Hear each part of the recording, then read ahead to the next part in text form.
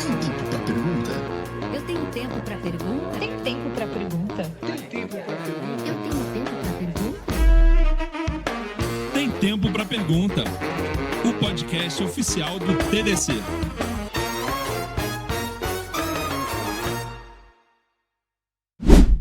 Olá, estamos de volta com mais um Tem Tempo para Pergunta, o podcast oficial do TDC. E na sua quarta temporada estamos aqui com o apoio da Ambev Tech, que fez esse cenário maravilhoso para a gente. E você que já acompanha o podcast sabe que este é o local onde nós estendemos as conversas com as personalidades, os palestrantes do TDC, para que eles tragam os assuntos que fazem a diferença na sua carreira, na sua vida e no seu desenvolvimento. E hoje eu estou aqui com uma pessoa muito especial, um amigo do TDC de longa data, já um veteraníssimo de TDC, o meu querido amigo Luiz Leão, que é Developer Advocate da Twilio. Evangelist. Evangelist. Eu estava tentando me lembrar, mas é Developer Evangelist. Seja muito bem-vindo, Luiz. Obrigado, Júlio. Gente, é um prazer estar aqui falando desse podcast e a gente vai ter tempo para a resposta também, né? Vai ter tempo para a resposta. Eu vou fazer perguntas, você vai ter tempo. Boa. Para a galera que pode ter caído de paraquedas agora, tem tempo para pergunta é a frase que todo palestrante fala quando termina a palestra. Pessoal, tem tempo para pergunta? Normalmente não tem, né? Porque os eventos é aquela coisa, toca próximo horário e tal, e não tem. Mas aqui tem. E normalmente é culpa do palestrante, né? Pra não ter tempo. ele não Ele separou. ele não programou aquela demo, né? Não estava 100% setada. Ixi, não fala um negócio desse, não. Tem uns aí que faz coisa ao vivo, que é difícil. Não, mas eu quero falar um pouco disso também. Mas eu quero começar numa coisa que já é a tradição aqui do podcast, Luiz, que é retomar um pouquinho no passado, porque muita gente que está acompanhando o podcast não está no começo de carreira ou até está numa fase de transição, e a gente quer sempre dar um panorama dos caminhos que as pessoas fizeram, porque eles são muito diversos, né? Não existe uma receita para a tecnologia. E quando a gente entrou nesse negócio, não era como assim, eu vou me formar na faculdade e vou trabalhar com computação. Não era assim que foi. O pessoal queria ser advogado, queria ser médico, outra coisa, família, pressão familiar, vai ser engenheiro, que é melhor, mas engenheiro não estava necessariamente ligado à computação. Eu quero saber aonde que começou essa história do Leão, se o jovem Luiz Leão lá na tecnologia, ou se, por exemplo, você tropeçou nela. Tem gente assim, não, para mim tecnologia eu nem pensava, eu tropecei, arranjei um trabalho. Como é que foi para você? Tem tempo pra resposta disso, porque vai ser longo, hein? Vamos lá. Tá. Eu acho que você pegou a melhor e a pior pessoa para poder falar disso. Vamos lá. Porque a minha carreira é literalmente uma bagunça, tá? Do ponto de vista de tecnologia. E o Jovem Leãozinho, né, lá no ido dos anos 2000, então, anos 2000, só para contextualizar, bug do milênio. Sim. Né, todo mundo tinha medo de adicionar mais alguns bits na data e dar problema para todo mundo. Passamos por isso, né? Eu entrevistei aqui, só pra você saber, o cara da IBM que estava no time, que estava monitorando 24 horas o bug do milênio. Achando que os computadores iam desligar, né? Exatamente, ele estava vendo lá da Austrália e foi vendo, então tá dentro do contexto. Você sabe que, até fazendo uma parte nisso, né? Acho que a gente está vivendo hoje com a IA generativa exatamente o medo que a gente tinha com o bug do milênio. Me parece, mas depois a gente volta Parece um paralelo interessante. Nesse assunto. Então, mas o Leãozinho Jovem de 2000, eu formei em processamento de dados nível técnico, numa escola pública em Belo Horizonte. Que massa. Então, Você é mineiro? Eu sou mineiro, uai. Olha só. Gosto de pão de queijo. Não sabia. Café, Pô, conheço você um monte de não sabia que você era mineiro. Gente, meu sotaque deve estar tão ruim, mas tão ruim. Mas eu já perdi, já tenho CPF paulista. CPF não, eu tenho RG paulista, já perdeu o sotaque. Já perdeu, né? Infelizmente. Mas eu volto para Minas de vez em quando, então recarregar, né? Boa. Energizado. Então, lá em 2000 eu fiz processamento de dados. E aí, por causa disso, eu comecei a me enveredar em programação. Não como um sênior, né? Eu tinha acabado de começar, mas eu sempre fui uma pessoa curiosa. Então, mexedor, fazedor, quebrador de coisa, queimador de Arduino.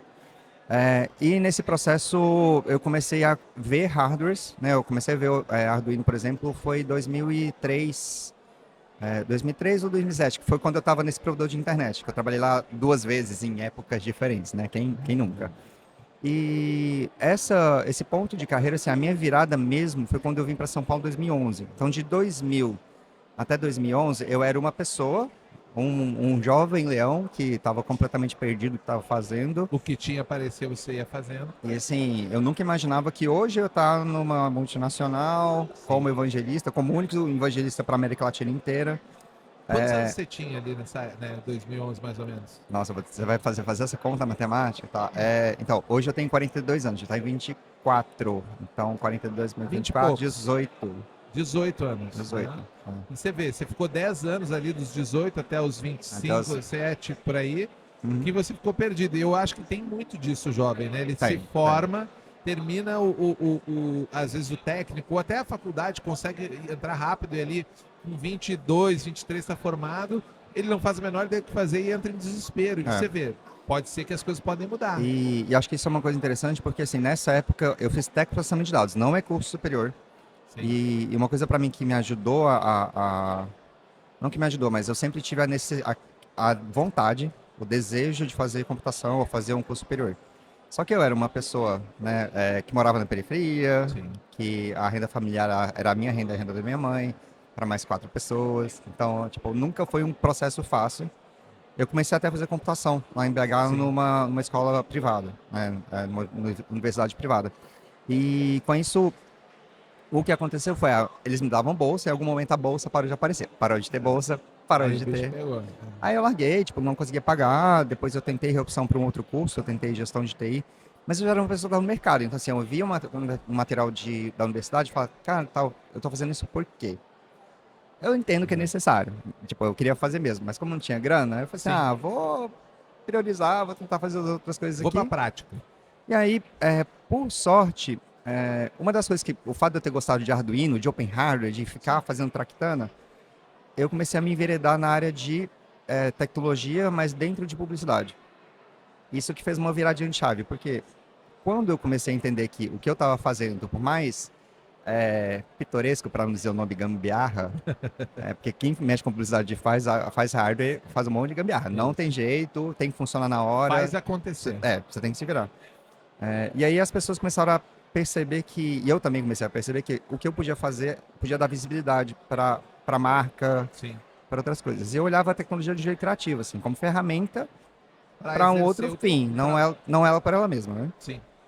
E nisso, o que aconteceu foi, eu fiz um projeto para Campus Party, de um estúdio que eu tava sócio na época, que era você dar like usando um cartão NFC, no caso era RFID na época, no Facebook. Olha só. Usando APIs e tal. Só que... Um Facebook de outros tempos, né? Não esse Facebook de agora. Naquela época você permitia você dar like com a API, né? Hoje tinha não outras tá bem integrações, assim. Era bem abertão, né? E antes de eu fazer essa mudança para São Paulo, né? De ter criado isso na Campus Party, alguém de São Paulo ter visto o que eu estava fazendo, eu sempre fui curioso. Então, vamos falar sobre APIs agora. Assim, para mim, a primeira API que eu comecei a mexer foi a API do Twitter. Agora virou X. É isso, exatamente. E a API do Twitter, pra vocês entenderem como ela era tão não vou falar velha ou arcaica, ela ainda não estava pensando em várias coisas, por exemplo, segurança. Entendi. Era meio clássica, assim, eu tinha que saber o usuário e senha da pessoa para fazer qualquer coisa. E aí, o jovenzinho Leão lá tinha um sonho, né, de, nossa, eu quero me divertir fazendo coisas com a API do Twitter. Eu tinha um PDA, né, que quem não ouviu falar de PDA é Personal Device Assistant. Hoje a gente tem Assistant, não tem mais Personal nem Device. E isso correspondia a um celular com telinha touch, com canetinha, desregulava para danar, mas era interessante de usar porque ele tinha um Windows Mobile e eu conseguia, enquanto pessoa desenvolvedora, rodar um código lá, inclusive um código para pegar o SMS que era recebido por aquele device e chamar um servidor na web. Se eu conseguia fazer isso, eu falei assim, vamos brincar com isso aqui, vamos pegar Twitter, pegar o SMS que eu recebia de alguém, bater num banco de dados e se a pessoa tiver me dado o usuário e senha dela, eu posto o nome dela. Lançamos aí um negócio chamado SMS to Blog. Eu era tão ótimo de fazer isso, tão ótimo de fazer marca, né? Sim. Só que não mesmo. Eu fiz uma logozinha bem mequetrefe num site que fazia logo. Fazia logo, tipo, inventava com fonte. Isso. E criou uma mini startup ali. Teoricamente é uma mini startup se eu tivesse um plano de negócio no MVP e esperasse escalar. Não escalava. Era só um produto. Não tinha plano de negócio, o MVP funcionava. E assim, tanto funcionou... Olha, é melhor que algumas startups por aí. Não, MVP, só para você ter ideia de número, eu fechei o SMS Blog em 2011 quando eu fui para São Paulo. Eu recebi, nesse período de 2007 a 2011, mais de 1 milhão de mensagens. 1 milhão de mensagens. Nessa época era uma coisa louca. Eu recebia 6 mil SMS por dia, em quatro PDAs, porque a forma de eu escalar era, vou pegar um chip de uma operadora, de outra operadora, E era uma época que o SMS ele não era cobrado se era na mesma operadora. Então, aproveitei esse boom para usar isso. E por causa de conhecer essas APIs é que minha carreira de fato mudou. Porque, tipo, nossa, você tem uma API de usar Twitter, né, de conseguir captar mensagem e postar no usuário, deve ter outras. Aí eu comecei a ver coisas do Google, que tinha APIs tanto para front-end quanto para back, para interagir com alguns produtos deles. E a API para mim foi o ponto de virada do developer Leãozinho lá, que era um cara que fazia banco de dados Access na época, depois mudou para Microsoft SQL, né? Porque Sim. alguém tem que evoluir. E depois disso foi para .NET, aprendi um pouco de Python, comecei a fazer coisa em Python. E aí descobri que, nossa, existe um outro mundo que está aberto para eu inventar coisas diferentes. Sim, e eu achei interessante a tua história ser baseada em API, porque nosso mercado como um todo, e isso se reflete nas pessoas, nos desenvolvedores, todas as pessoas de tecnologia, ele é muito movido pelo hype do momento, né? Uhum. E você foi um cara que não... E nessas ondas, né, que vem de hype do momento, eu lembro muito quando a galera começou a falar de infraestrutura descentralizada, né? Apareceu o especialista de cloud, você chutava uma pedra e saiu um especialista de cloud, nem tinha cloud e já tinha um monte de especialista. Você pegou uma coisa que você até brincou, é claro, uma API clássica e tal. A API nunca foi assim, nossa, API, o hype, mas você achou ali um jeito de transformar aquilo na sua especialidade, né? E você não se sentia assim, pô, eu tô mexendo com a API aqui e a galera lá quer falar de blockchain, será que eu não tô ficando fora? Em algum momento você pensou isso? Ou não? Você pensou, não, é aqui que tá meu rolê mesmo? Ou integra tudo e o que eu quero é integrar o máximo possível? Mas quem disse que não tem API de blockchain?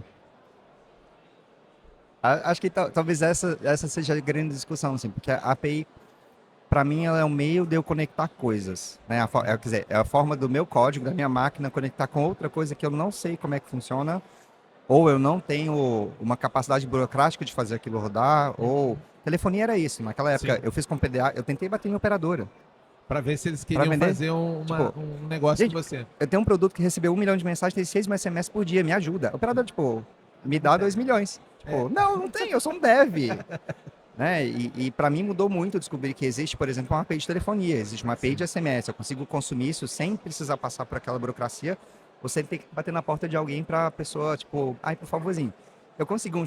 A propósito, eu consegui um shortcode para testar de um amigo que era de um broker, e falei assim, nossa, legal o seu projeto, toma aqui, usa esse negócio para ver o que você faz.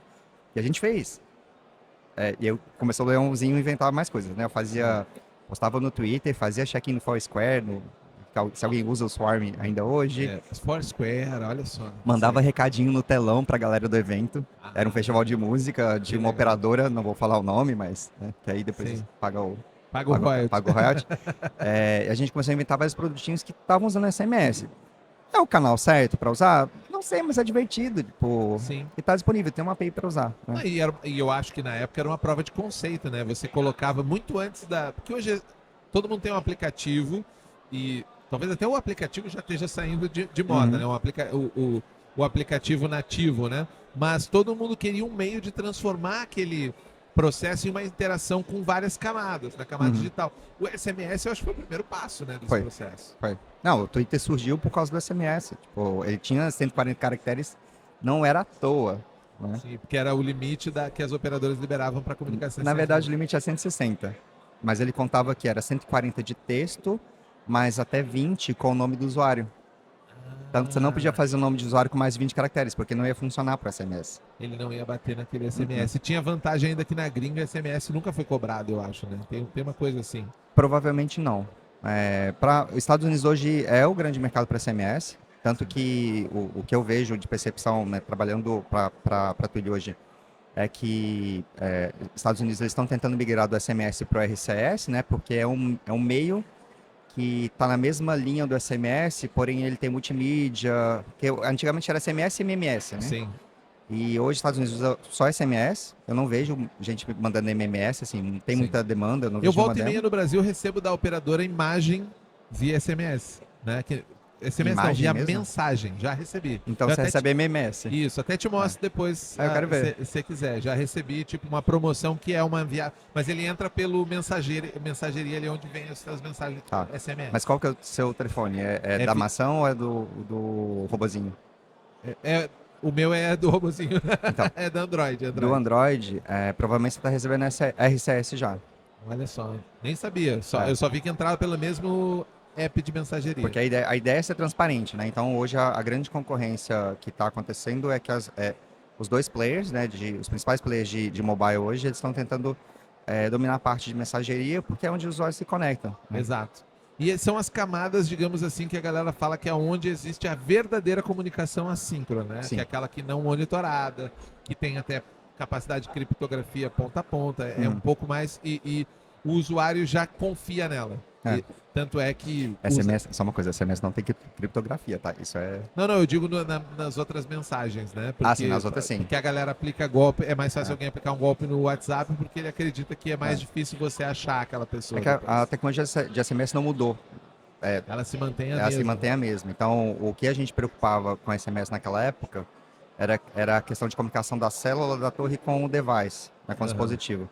E só que assim, você consegue hoje, com o que a gente tem de hardware disponível no mercado, simular uma antena de celular e fazer como se fosse um proxy que você capta tudo que está acontecendo. Sim. E aí por isso que todo mundo está colocando uma segunda camada de aplicação, no caso RCS, Sim. ou o próprio WhatsApp, outros players, em que essa comunicação acontece digitalmente. Se acontece digitalmente, eu consigo embarcar outras camadas de segurança em cima. Então, tipo, isso muda muito, é o que a gente tem que fazer.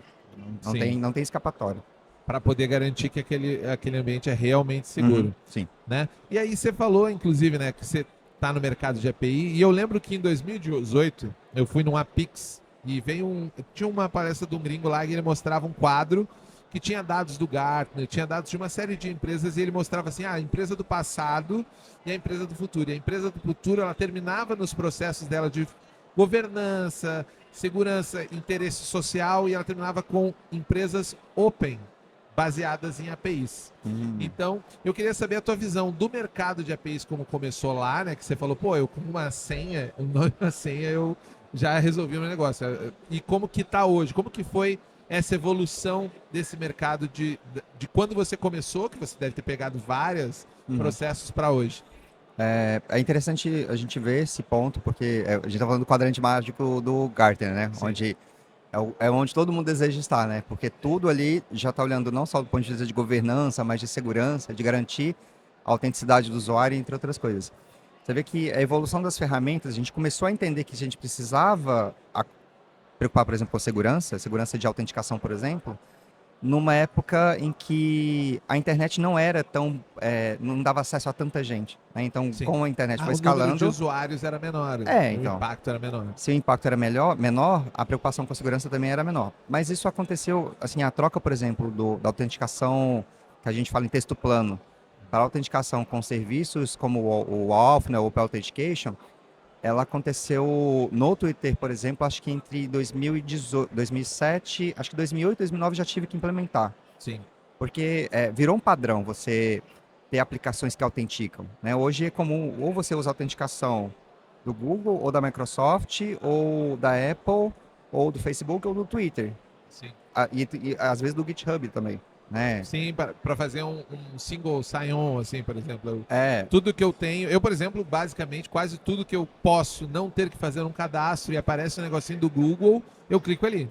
e tem... Porque eu não quero dar o meu cadastro de novo. E acho que tem mais uma outra coisa nesse caso, porque quando você implementa essa autenticação, primeiro, você confia em quem está autenticando, você não precisa, do seu lado, implementar todo o processo de CRUD, hashing de senha. Todo mundo que salva senha localmente, assim, tem que tomar muito cuidado. E corre o risco de fazer uma coisa errada.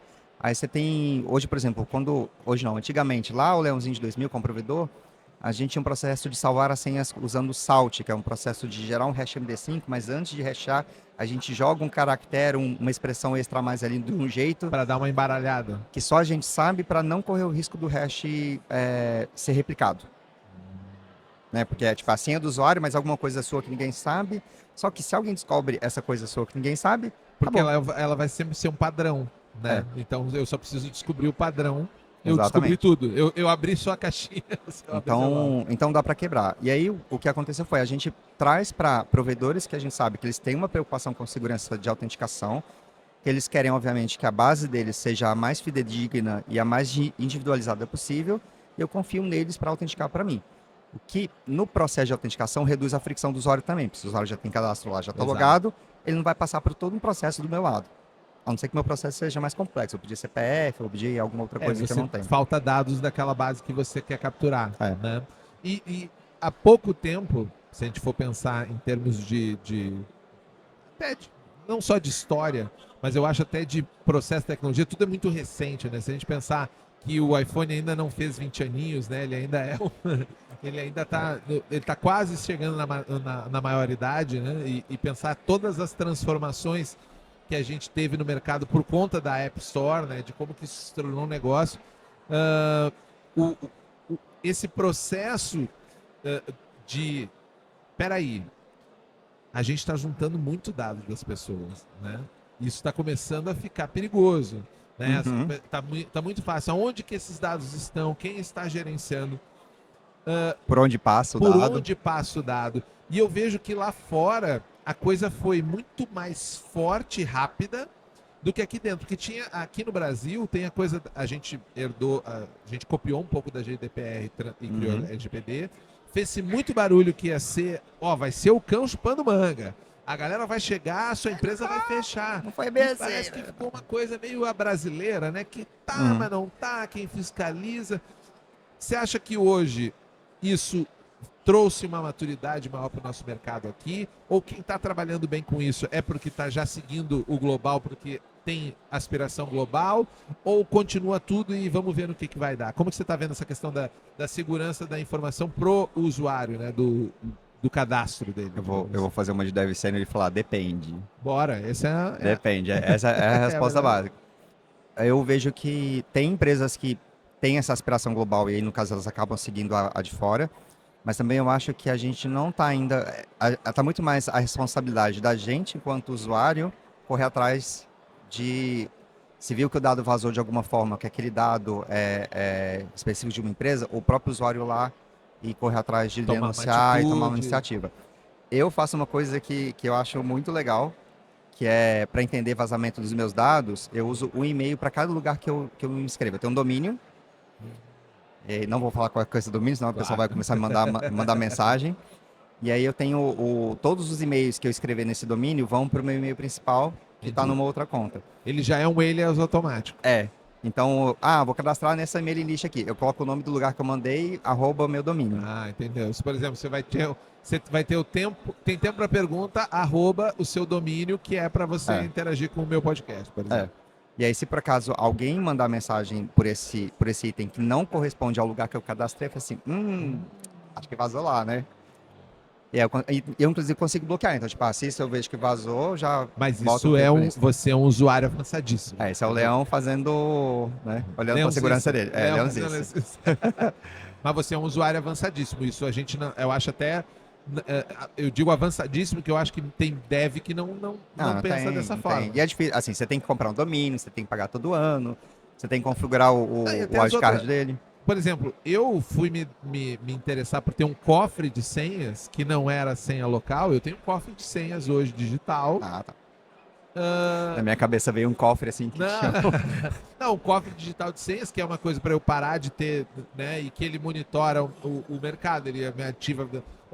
Vai lá, se você se interessa nesse site, atualize, senão ele mesmo te dá uma baixa no teu cadastro lá, porque às vezes você cadastra um negócio e nunca mais vai interagir. Então dropa esse cadastro, não tem problema. Muito recentemente, por ter um problema sério de vazamento, e parece que se a pessoa não tem, se ela não tem problema, ela não faz. E se ela não faz, ninguém em volta do mercado está interessado em fazer. Eu acho que a gente, como brasileiro também, teve a situação que se vazaram todos os CPFs, né? Isso é fato, já aconteceu. CPF já foi. Então, mas não é só o CPF. O CPF, a data de nascimento, o endereço, o telefone que se tivesse um cadastro, e-mail, então isso já vazou, tá vazado, tá lá. Então a gente não fica muito preocupado com isso. né? Só que assim, Já incorporou a ideia, né? incorporou que, beleza, já aconteceu, mas a gente ainda tem que ser um pouco mais vigilante. A gente Porque não o pode CPF, deixar. isso é bom até para falar para a galera que está nos ouvindo, porque pode gerar um certo ruído. CPF é um dado público, sim, mas não os teus outros dados associados ao número do CPF. Isso Exatamente. faz toda a diferença, né, Luiz? Exatamente. E a gente que trabalha, né, eu venho da parte de comunicação, então as nossas áreas são muito conectadinhas ali, né? E eu vejo que as pessoas não entendem que quando a gente fala de proteção de dados, a gente não está falando especificamente de um dado, mas principalmente da correlação dele, os conjuntos de dados, né? E cada dado ele tem uma classificação. Então, tem dados que são super personalíssimos, não são dados que identificam pessoas. Esses são os que a gente tem que ter mais cuidado.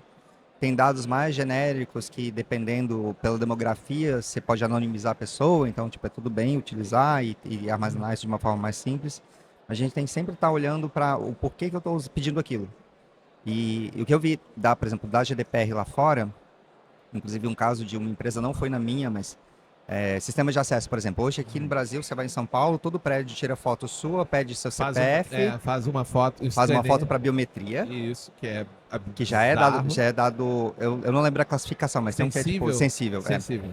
Então, isso já é um dado mega sensível, junto com seu CPF e data de nascimento, e o nome.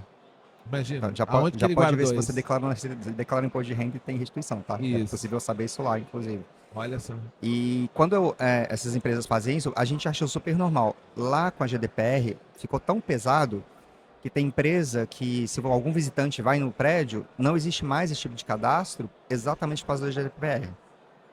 Ou a pessoa te recebe lá fora, ou a forma de entrar é alguém da empresa que está com crachá e que a empresa tem as informações biométricas daquela Vai te pessoa, identificar. ela puxa lá dentro, imprime, sei lá, visitante, a pessoa entra sem coletar nada. A não ser, tipo, coletar imagem de câmera, que é o...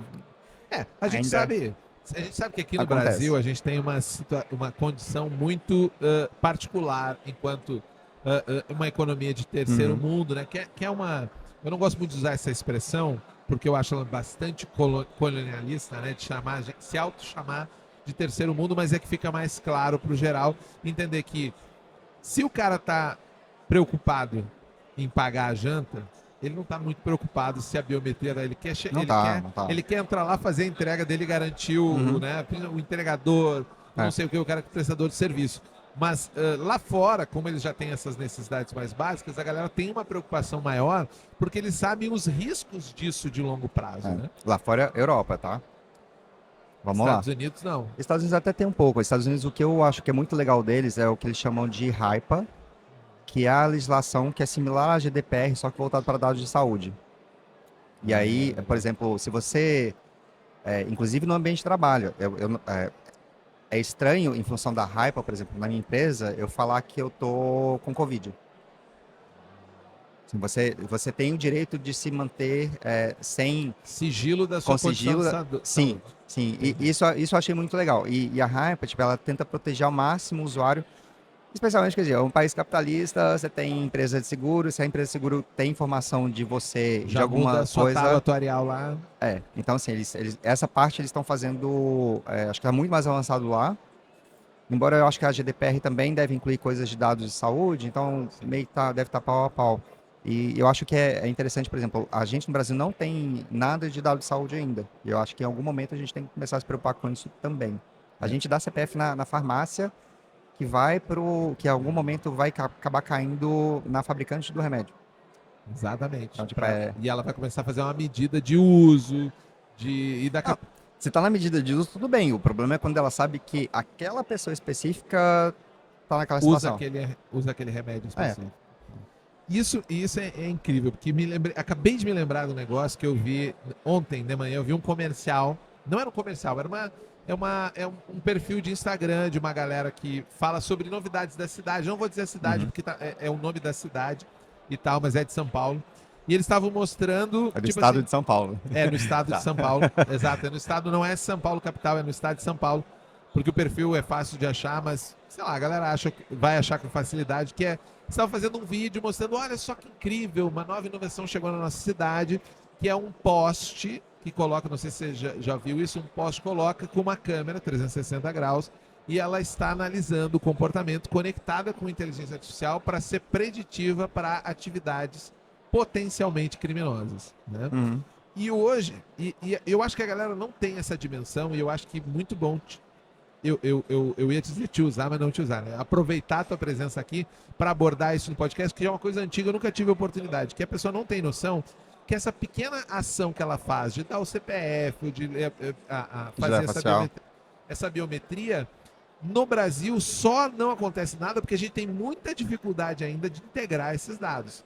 Mas no momento que você tem uma câmera, você tem talvez um perfil enviesado, se você deixou seu dado, na hora que alguém cruza isso, daqui a pouco aquela câmera, sei lá o que você está fazendo lá, ela vai dizer assim, olha, tem um crime, acabou de acontecer num estádio de futebol, uma pessoa foi tomada em custódia, não foi presa, não pode dizer isso, né? Uhum. Ela não foi presa, ela foi tomada em custódia para averiguação, porque a biometria disse, ó, essa pessoa é um criminoso.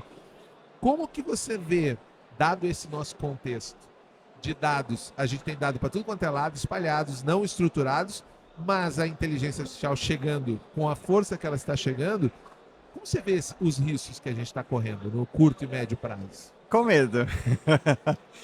Assim, eu não tenho medo da IA, especialmente da IA generativa. O que me incomoda é que todo o processo, inclusive de formação dessa IA generativa, de criação de modelo, ele é baseado em muitos dados que podem ter vieses. Sim. Porque os dados históricos têm vieses. A história é contada exatamente por quem segura o microfone, por quem escreve o livro, porque ele tem a narrativa. Então, esses vieses, eles vão ser mantidos. A gente não vai perder esses vieses. Sim. E quando a gente vê, por exemplo, esse caso do exemplo de reconhecimento facial de pessoas pretas não é igual ao reconhecimento facial de pessoas brancas. E a forma como é feito o reconhecimento facial hoje, ela foi feita praticamente por pessoas brancas. Então, a gente não traz a questão do viés de diversidade, a gente não traz muitas outras discussões que têm que ser feitas antes da implementação de um sistema desse. Ou seja, vai ter muita gente preta em custódia, que não pode falar outra coisa, Sim. porque se parece com fulano. Sim, até porque o próprio sistema, aquele de reconhecimento por foto, é meio assim, né? Eu vi uma pessoa mais ou menos ali, eu aponto, foi essa pessoa aqui. Imagina quando, porque nesse caso, como você falou, não é que você tenha um medo da inteligência artificial, mas a gente tem um medo de que, dado o potencial que a gente sabe que ela tem, né, que pode ser usado para N coisas, você acabe direcionando essa inteligência artificial para coisas que não vão ajudar, elas vão criar problemas ainda maiores, né, baseado em sistemas de dados.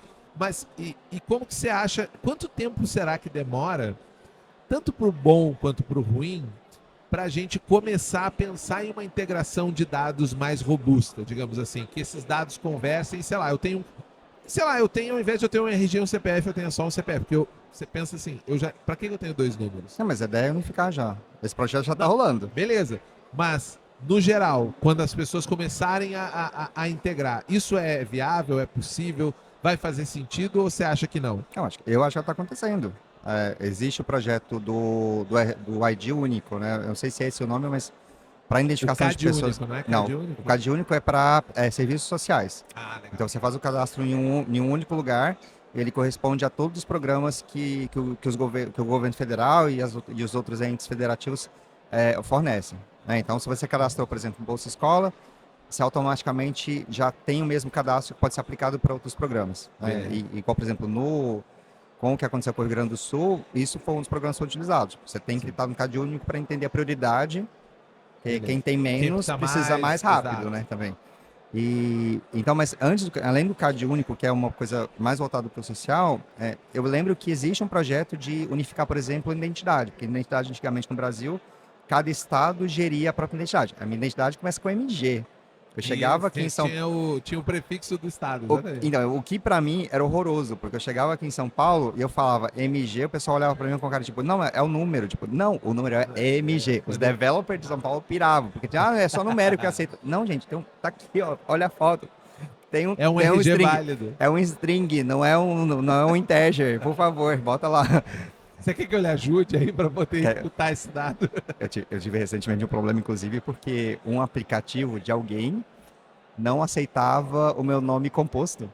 Porque todo Luiz chama alguma coisa. Luiz Carlos, Luiz Fernando. Todo Luiz tem dois nomes. O meu é Luiz Fernando. E aí eu cheguei nessa companhia e estava dando problema porque eu comprei alguma coisa que precisava bater no sistema da companhia. Do lado de cá estava o meu nome certo, do passaporte, Luiz Fernando, e o meu sobrenome. Na hora que bateu no sistema, tinha Luiz Espaço e o meu sobrenome, porque não podia mais colocar o Fernando. Basicamente, eles me falaram no atendimento, tipo, troca seu nome, tá? Troca seu... Tá errado. Assim, Você tá tem bom. que ter só 2 nomes. É assim que a gente quer. Então. lhe É igual cadastrar. americano, né? Bem chique. Eu também. Double queria. name, double name. Eu queria isso, mas não rolou. Minha família é Eu bem também sou bagunçada. Júlio César. Tá vendo? Também sou composto. Depois eu te falo qual que é o lugar, porque você vai saber bom. que vai dar problema. Beleza, mas eu acho que tem um pouco disso, né? Dessa iniciativa de integração. Mas isso é um mercado, pensando em inteligência artificial, integração de dados geral? Ou hoje, pensando em inteligência artificial, o caminho provavelmente vai ser cada um montar sua base? E isso até falando do ponto de vista aqui do marketing, da comunicação, eu vejo que há um movimento muito grande das empresas hoje de voltar a buscar dados primários. Todo mundo quer abrir um cadastro. Eu lembro que chegou uma época e disse, não, pega os dados do cartão de crédito da pessoa, você tem tudo. Não lembra que teve esse momento? Perigo. Né? Perigoso, mas agora voltou. O que você acha? As bases vão ficar isoladas em si ou essa parte... Existe um mercado de dados? Eu não sou uma pessoa de dados especificamente, mas eu acho que tem. Especialmente para integração, inclusive integração de APIs, por exemplo, Isso. existem empresas hoje que fazem validação de pessoas. Para entender, inclusive validação facial. Você pode consumir uma API em que esse sistema tem outros lugares usando essa mesma API para reconhecimento facial e quando a pessoa quer é uma fraudadora, esse sistema de reconhecimento vê que a pessoa passou por uma loja X e depois sai na loja Y com outro documento, mas a foto dela corresponde a um outro documento. Tem serviços que fazem isso hoje. Até para evitar fraude, né? Então a justificativa é a fraude. Não vou nem discutir legalidade, Sim. acho que não é o ponto aqui. Agora, a parte sobre o compachamento desses dados, não necessariamente você precisa compachar 100% dos dados, por exemplo, ele tem um sistema de verificação parcial dos dados. Então eu posso, por exemplo, chegar para a API da Twilio e falar, eu tenho esse número de telefone e a pessoa se cadastrou com este nome e este endereço. Aí você baixa na API e a Twilio fala, este número de telefone de fato corresponde a este nome dessa pessoa, porque algum lugar da base nossa tem essa informação de registro, e parcialmente esse endereço está certo. Ou parte do nome está certo, ou parte do endereço está certo, ou todos os dois não Ele correspondem. vai validar em algum ponto, digamos assim, daqueles dados específicos de um endereço. Ela valida, ele Sim. bate o número, bate Mas o sem- CEP, tipo, mas sem te entregar ele. sabe aquele negócio da declaração de imposto de renda? Aquele meme que fala, a Receita chega para você, paga o seu imposto. Mas quanto que eu tenho que pagar? Não, você me diz. Você me diz. Então eu vou pagar 200. Não, você tem que pagar mais. Mas quanto é? Não, você me diz. Eu só sei que você tem que pagar mais. É essa mesma lógica. Eu não te passo o dado, você também não Sim. passa, e a gente fala, tem essa relação de eu não estou explicitamente te dando o dado, mas você também não está explicitamente recebendo informação. Entendi. Mas ainda assim consegue validar, né? Não, sem dúvida. E me parece, e aí você até me corrige se eu estiver falando bobagem, quanto mais a gente conseguir implementar o aprendizado de máquina, a capacidade da máquina entender esse dado, mais eu posso ficar mais distante do dado, né? Do dado explícito. Eu posso fazer essas validações de outras formas, né? Acho que a Twilio, em parte, já deve... Se não me engano, eu ouvi na tua apresentação algumas partes de implementação disso também, de IA, né? Sim, mas eu usei, nas demos que a gente fez no TDC, eu usei o Gemini ou o Chat Você GPT, usou uma OpenAI. outra... Pelo menos para a parte de conversação e indexação do usuário. Quando a gente está falando de Machine Learning e IA generativa, especialmente, só voltando na pergunta inicial que você tinha falado sobre a conjunção dos dados, a IA a gente tem 2 momentos para a gente trabalhar ela. Um é o prompt, que as instruções, elas são fixas e vão agregando a conversa e o contexto do que está acontecendo com a máquina, mas a gente tem um processo que é o RAG, que é consumir vetores de dados de outras fontes. Para te gerar um resultado. Isso. E aí quando você falou sobre os dados, né, o que eu vou usar o termo on-premises, os dados da casa ou os dados em outro lugar, hoje a grande preocupação que as pessoas têm com a IA é em que parte esse dado que eu tenho internamente está sendo usado para fora pela IA para alimentar outras coisas. Que ela consiga, digamos, consumir ele para dar um resultado na outra ponta. Então assim, o termo de uso, por exemplo, hoje da OpenAI, se você está usando o OpenAI gratuitamente, o que você escreve lá vira público, basicamente. Vira, não público, mas vira um dado utilizado pela IA para se aprimorar. Ok. Né? Obviamente ela tem a versão... Mas se eu escrever lá, Luiz Leão trabalha na Twilio, ela guarda essa informação para ela para futuras respostas. Ela guarda, mas não necessariamente é para que ela use como informação verdadeira. Beleza. A gente não entendi. sabe como é que é o algoritmo para montar o modelo. Sim, E sim. o que também é um outro Que é um problema, outro uma outra problema. discussão. A gente não sabe como é que o algoritmo foi construído, né? Tem modelos, acho que o Gemma do Google, ele tá um pouco open source, tem algumas coisas, eu não sei o quão do modelo é proprietário ou não, isso é uma coisa que tem que Sim. pesquisar mais.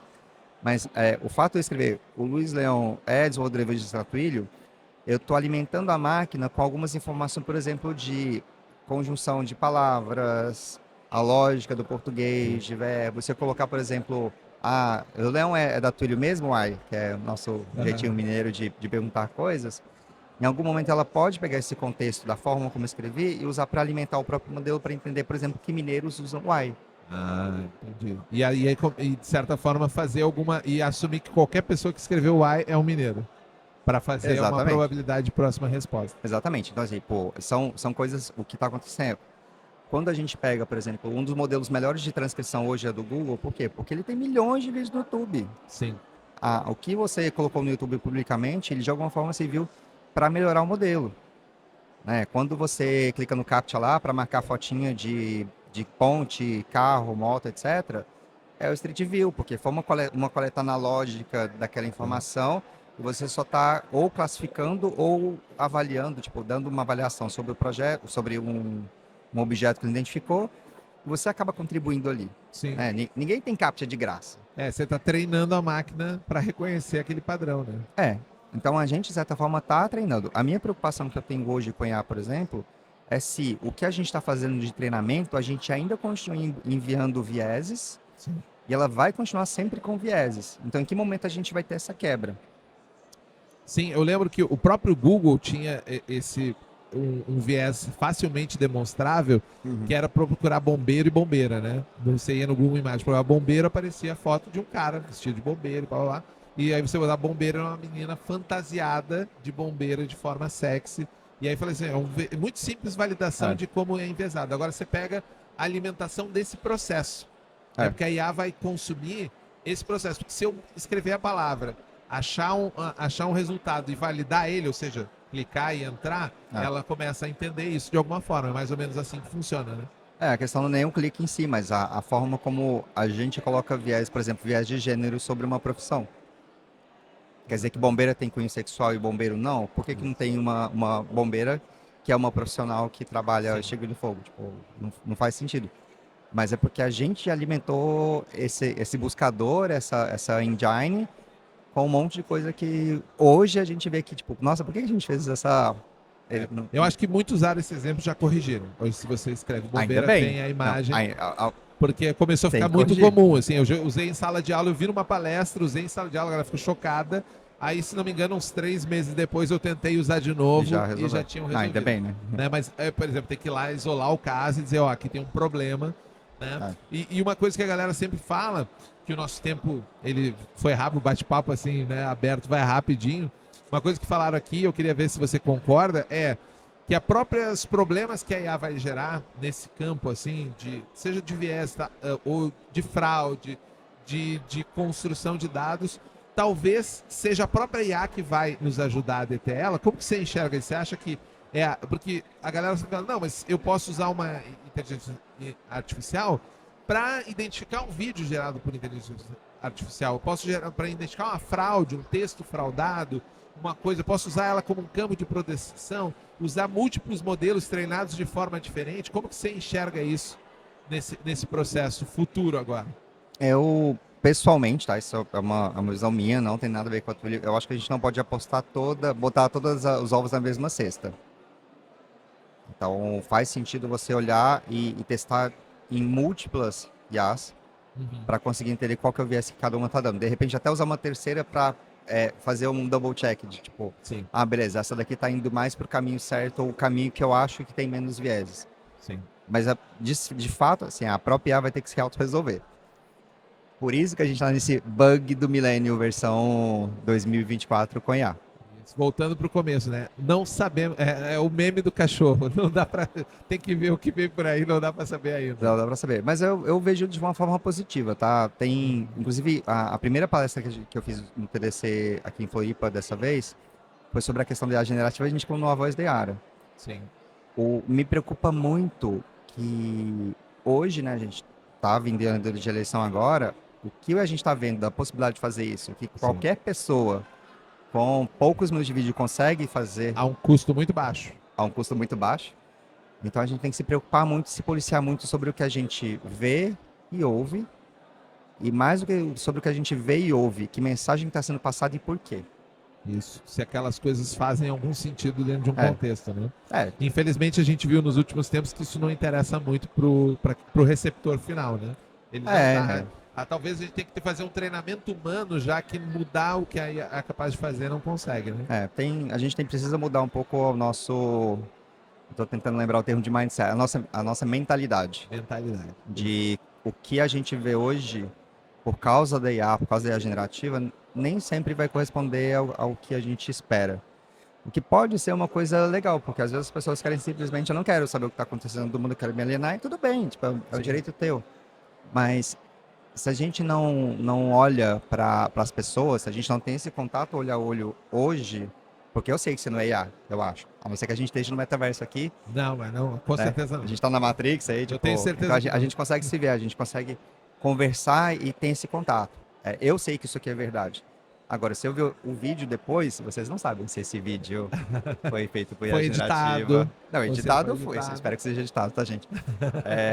Editado foi, mas você não sabe se essa gravação de fato aconteceu. Sim, você não tem Você tem que sempre trabalhar. Me lembra um pouco a internet moleque, que todo A mundo internet, tinha. moleque. Né? Eu Você tinha lembra internet todo de escada, mundo- né? No Você barulhinho lembra até que hoje. todo mundo tinha um nickname e usava uma foto que não tinha nada a ver, mas todo mundo sabia que era fake?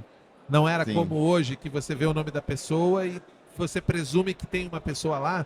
É meio que tem que voltar àquela mentalidade do... Cara, você sabe que aquilo ali, você tem que abordar de outra maneira. Não é como a gente está conversando assim, pô, o Luiz me falou um negócio, eu vou levar em consideração.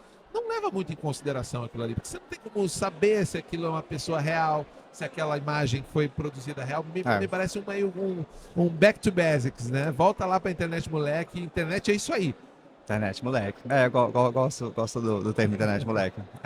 Faz sentido, acho que é isso e muito mais sobre procurar mais contatos humanos do que contatos digitais.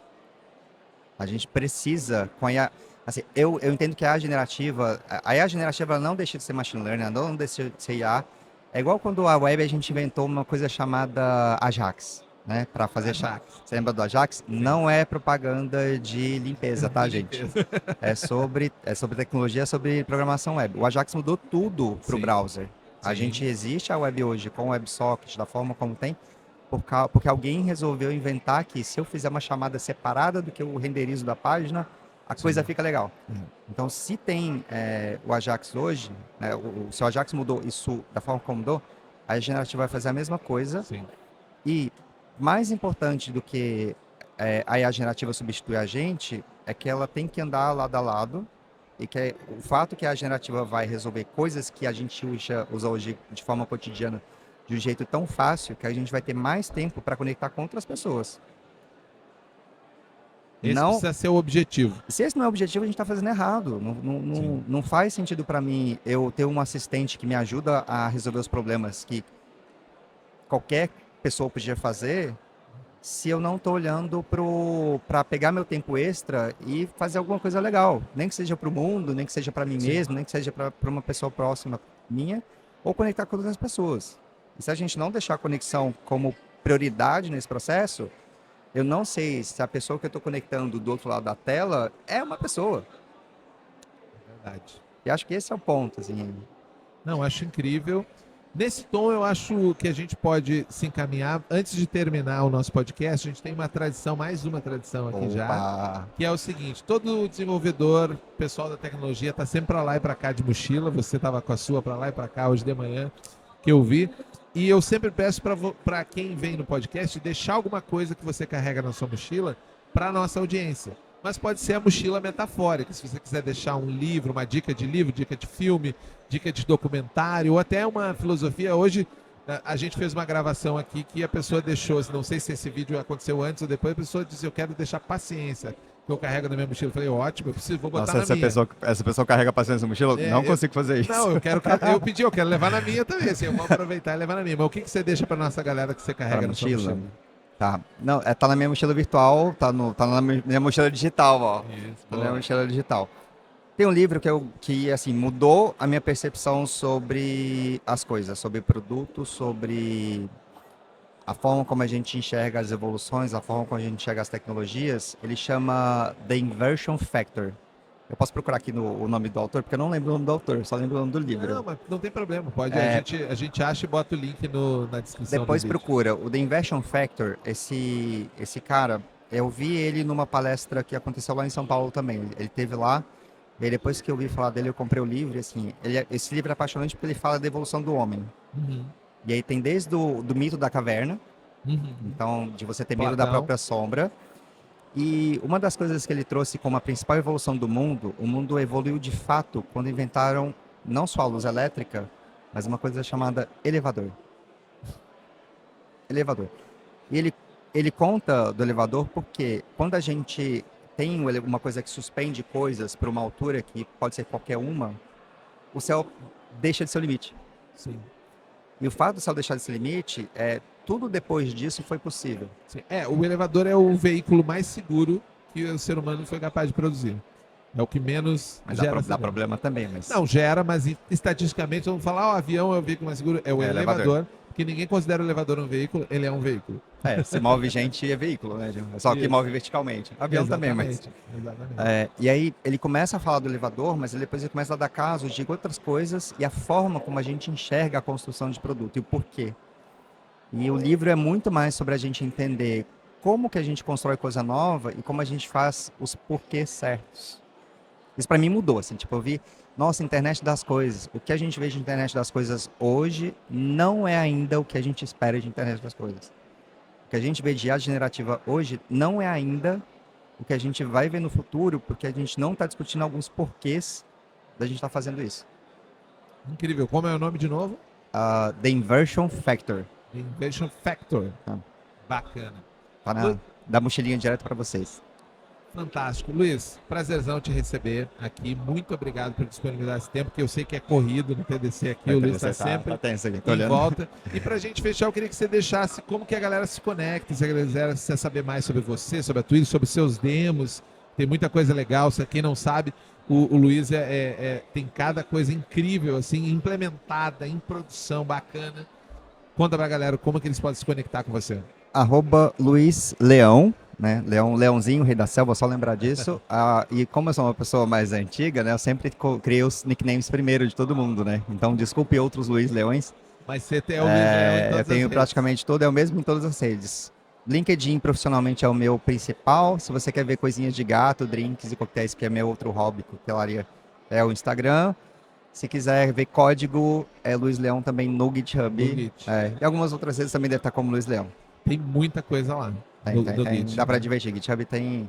Dá para você fazer impressão de foto via WhatsApp, inventar, fazer gamificação com a mensagem, conversar via telefone com um chat GPT. Tem de tudo. Massa demais. E para você que nos acompanhou até agora, fica o convite para ouvir os nossos outros episódios. Tem diversos episódios aqui no seu agregador de podcast ou no Spotify. E também, se quiser assistir a gente com imagens, nós temos um canal do YouTube onde você pode dar aquele like, se inscrever no canal, que é de praxe, né? Acionar o sininho. Acione o sininho para receber toda quarta-feira. Tem episódio novo do Tem Tempo para Pergunta. E agradecer, obviamente, ao nosso patrocinador da quarta temporada, Ambev Tech, que está aqui com a gente no TDC Floripa. E eu, obviamente, espero vocês no nosso próximo episódio. Até lá, tchau! Tem tempo pra pergunta? Eu tenho tempo para pergunta? Tem tempo pra pergunta? Eu tenho tempo para pergunta? Tem Tempo para Pergunta, o podcast oficial do TDC.